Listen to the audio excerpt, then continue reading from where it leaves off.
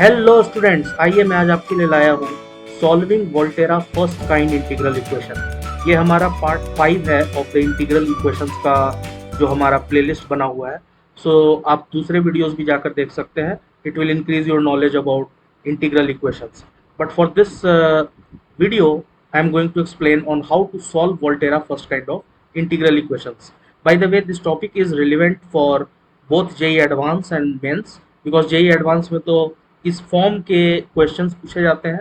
They will not say that it's a Volterra equation और anything like that, but they will give a question which follows this form of Volterra first kind or second kind. So although we have already discussed that how a Volterra first kind equation integral equation looks like, but let's look for a quick recap. So a integral equation of this format, where we have f of x into g of x is equal to phi of x plus lambda times integral from 0 to x k of x comma t f of t dt is equal to 0. This is the general form of, you can say, the integral equation. And since we are having the limits of this integration, the upper limit, as you can see, is a function of x itself, right? It's the value is basically x, so it's a function of x, and that is why this is a Volterra integral equation. First of all, now why it is called a first kind Volterra integral equation? Because we, in that case, we put g of x equal to 0. When we put g of x equal to 1, then it becomes basically of the second kind, but when we put g of x equal to 0, then it becomes first kind. Second kind का हम लोग next video में देखेंगे, एक problem लेके कि उसको कैसे सॉल्व किया जाता है, but here let's concentrate on the first kind Volterra integral equations. तो यहाँ पर अपना g ऑफ x को हम लोग 0 लेते हैं. By the way, already we know that g of x and phi of x, right, these two are known functions, so we know them, that what kind of functions they are, right? The f of x is basically an unknown function. ये unknown होता है अपना, और same function f जो है वो integral sign के अंदर भी होता है. यहाँ पर जैसा आप देख रहे हैं f of t dt, तो ये होता है basically. And then k of xt होता है kernel of the integral equation, जो कि फंक्शन ऑफ टू वेरिएबल्स होता है. It is a function of x and t both. And then lambda is called the parameter. So that is basically how this integral equation of Volterra first kind integral equation will look like. So once I put g of x equal 0, then it will convert to phi of x plus lambda times integral from 0 to x k of x comma t f of t dt is equal to 0. This is what the first kind of Volterra equation, Volterra integral equation looks like. So the main point over here is that कि यहाँ पर अपना जो limits of integration होता है, upper limit जो होता है वो बेसिकली लिमिट्स ऑफ इंटीग्रेशन, दोनों ही अपर या लोअर कोई भी हो, limits are basically a function of x, and then g of x becomes 0, so we get this kind of form. So next, let's see, we will take one question around this Volterra first kind of integral equation, which or a kind of equation which is of this form, and then we will try to see how to solve uh, such kind of Volterra first kind integral equations. Obviously the point here is to solve for f of x, right? Phi of x is already known, lambda we will already know, k of x comma t will be given to us. We will not be given f of t, and that is what we are going to find out. So आइए देखते हैं कि इसको solve कैसे करते हैं एक question लेके. तो आइए एक क्वेश्चन लेते हैं first kind Volterra integral equation का. Let's say minus of sine x plus integral from 0 to x e to the power x minus t f of t dt is equal to 0. Now this is obviously a in Volterra first kind integral equation. You can see that phi of x is nothing but minus of sin x, and it's a known function. You already are seeing that the limits are a function of x in the integral equation. Also you are seeing that k of xt is nothing but e to the power x minus t, and then we are having f of t dt is equal to 0. So obviously it's following the first kind Volterra integral equation. So let's see how to solve it. Now I think we can send sin x on the other side. So we can put it as 0 to x e to the power x minus t f of t dt is equal to sine of x. That simply I have just moved sin x on the other side. Then in the next step I can take e to the power x separately outside. So it will be e to the power x integral from 0 to x, because the integral is happening with respect to t variable. So I can for this integration x is a constant which can be taken out, right? So e to the power x I have taken out, and then it will become e to the power minus t inside f of t dt is equal to sine of x. So that means I can send the e to the power x on the other side. It will become basically integral from 0 to x e to the power minus t f of t dt is equal to sine x uh, e to the power minus x. Sin x into e to the power minus x. So far I have just done the simplification. I haven't told you exactly like how to solve it. I have just done the simplification, and I just wanted to make all the t variables on one side within the integral sign, and then I have separated all the known functions on the on other side of the equation. So that's what we get.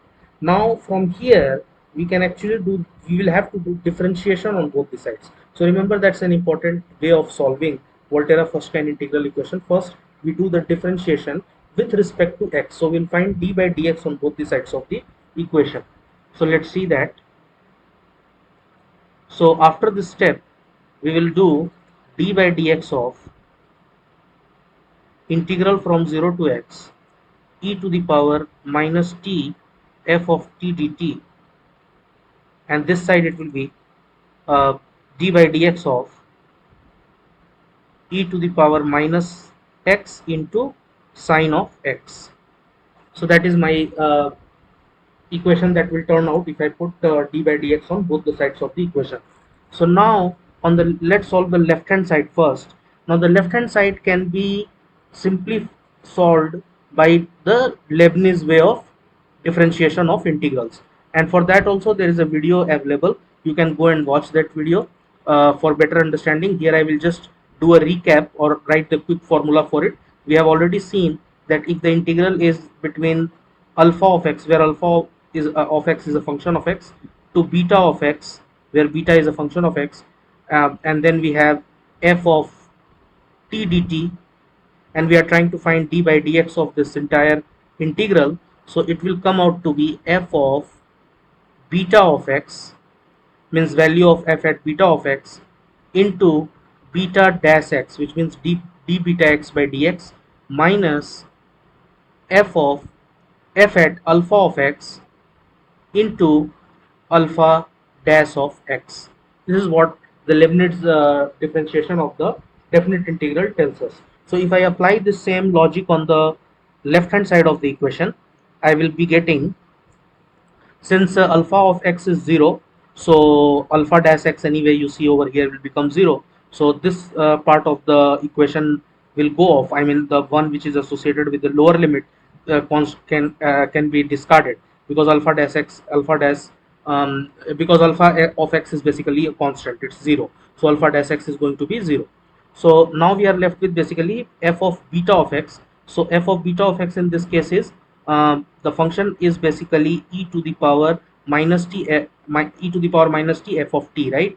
So I will be putting the value of beta of x, which is nothing but the upper limit, and in our equation it is basically x, right? So we will be putting the value of x in place of t in the equation or in the function that is given to us. So e to the power, it will become e to the power minus of x into f of x, right?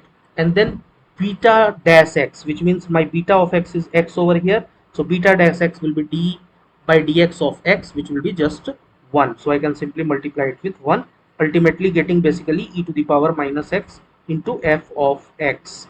This is what I will get on the LHS, left hand side of the equation.